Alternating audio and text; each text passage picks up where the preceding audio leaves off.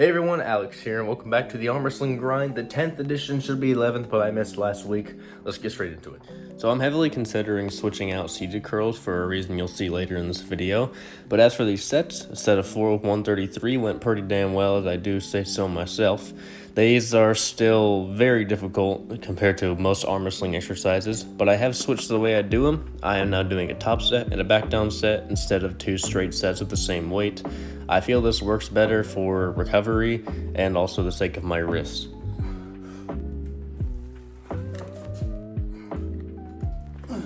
I have dropped this down to once a week because it is genuinely getting too difficult to do once or twice a week.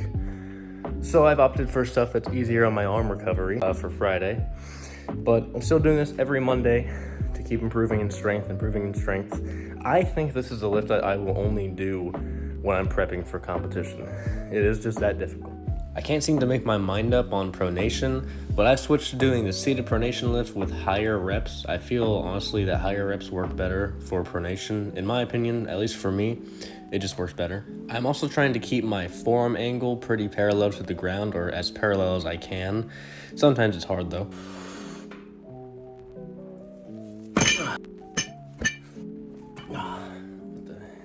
Skipping over the left arm because nobody cares. I did do an AMRAP on this very lift with 66 pounds. I got 16 on my right, 14 on my left, and I don't think my left is fully recovered. That's why I got less reps. Whatever, the right arm is all that matters anyways. We're gonna skip over ulnar deviation as well because it's boring as hell, but it is very important, but it's still boring. I'm gonna try to get to 22.5 pounds for sets of 10. I'm not gonna lie, I have a very minor tweak in my middle back, the muscles, not the spine, thankfully, from the seated curl, because I accidentally did it with a bent spine, with a bent back instead of a straight back. And I am not going to lie, it feels like I got the wind knocked out of me. Except it's not like I'm not breathless. That's the only thing that's missing. I don't like it.